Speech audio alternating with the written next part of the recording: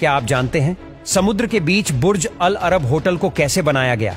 ये दुनिया की सबसे महंगी होटल है, जिसके अंदर इतना सोना है कि जिससे 3 फुटबॉल की ग्राउंड्स को कवर किया जा सकता है। दुबई शेख को जब पता चला कि 2016 तक दुबई का सारा तेल खत्म हो सकता है, तो इस खबर से दुबई शेख काफी परेशान हो गए, क्योंकि वो तेल से ही तो पैसा कमाते थे। अब उन्होंने सोचा कि हम दुनिया का एकमात्र 7 स्टार होटल बनाएंगे, जिससे दुबई की ऑयल डिपेंडेंसी कम हो जाए और वो टूरिस्ट से पैसा कमाना शुरू कर दें। दोस्तों, ये 7 स्टार होटल को बनाने में 7.8 बिलियन डॉलर्स का खर्चा आया, जितने में वो 5 बुर्ज खलीफा और भी खड़े कर सकते थे। दुबई शेख की डिमांड थी कि वो होटल पानी में खड़ा होना चाहिए, और जब सारा काम खत्म हो गया तो शेख ने इंजीनियर से कहा कि उन्हें इस पर हेलीपैड और फ्लोटिंग रेस्टोरेंट भी चाहिए। लेकिन इंजीनियर्स अगर इस पर हेलीपैड और फ्लोटिंग रेस्टोरेंट बनाते तो सारा होटल गिर भी सकता था। लेकिन फिर आखिर इंजीनियर्स ने शेख की इस फरमाइश को कैसे पूरा किया, सब कुछ आज हम आपको इस वीडियो के जरिए बताएंगे। सबसे पहले तो समुद्र में बड़े बड़े पत्थरों से एक आर्टिफिशियल आइलैंड बनाया गया। इस आइलैंड के बनने के कुछ ही समय बाद एक समुद्री तूफान आया और उसने पूरे आइलैंड को ही हिला दिया।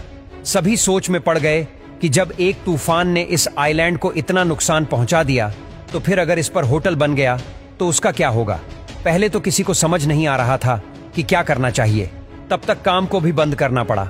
लेकिन फिर एक इंजीनियर्स ने आइडिया दिया कि अगर हम पूरे आइलैंड पर कंक्रीट के होलो स्लैब बिछा दें, तो पानी जब इन पर टकराएगा तो सारा पानी स्लैब के अंदर ही घूम जाएगा और पानी की ताकत कम हो जाएगी और आइलैंड को भी नुकसान नहीं होगा। अब इंजीनियर्स में फिर से जोश आया और काम दोबारा शुरू हुआ और लगातार 2 साल तक चला।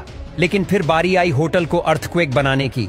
उसके लिए इंजीनियर्स को बड़े बड़े स्टील के डायग्नोज को बिल्डिंग पर फिट करना था, लेकिन ये डायग्नोज होटल से 15 किलोमीटर दूर बन रहे थे और इतने विशालकाय डायग्नोज को ले जाना बहुत चैलेंजिंग था। लेकिन फिर जैसे तैसे 15 किलोमीटर के उस सारे रास्ते के ट्रैफिक को बंद करके डायग्नोज को साइड तक पहुंचाया गया। और फिर जब इन डायग्नोज को उठाने की बारी आई तो पता चला कि दुबई में कोई इतनी हाईटेक लिफ्टिंग मशीन ही नहीं थी, क्योंकि हर एक डायग्नोज का वजन 165 टन था और इस काम को अंजाम देने के लिए स्पेशली सिंगापुर से लिफ्टिंग मशीन मंगवाई गई। दुबई की गर्मी में अगर इस डायग्नोज को वैसे ही फिट करते तो गर्मी की वजह से स्टील का साइज बढ़ जाता और होटल गिर भी सकता था। और इसीलिए इंजीनियर्स ने खास तरह की वॉशर को डिजाइन किया, जिससे चाहे स्टील का साइज बढ़ भी जाए फिर भी बिल्डिंग को कोई नुकसान ना हो। जब दुबई शेख इस होटल को चेक करने आए तो उन्हें यह बिल्कुल पसंद नहीं आया।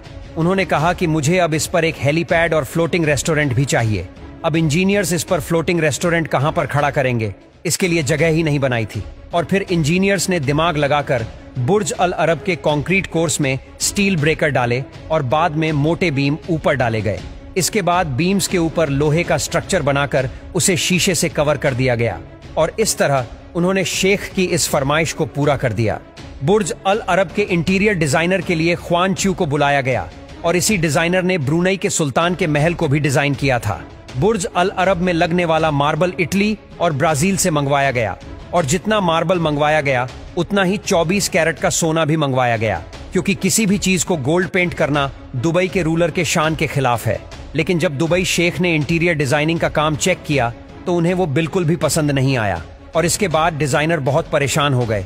लेकिन फिर डिजाइनर्स ने दीवारों पर लाइट शोज इंस्टॉल करवाए, डांसिंग फाउंटेन लगवाए, मेहमानों के स्वागत के लिए फिश एक्वेरियम बनाया गया और यह सब तैयारियों के बाद दोबारा से शेख को इनवाइट किया गया और इस बार शेख को यह काम बहुत पसंद आया।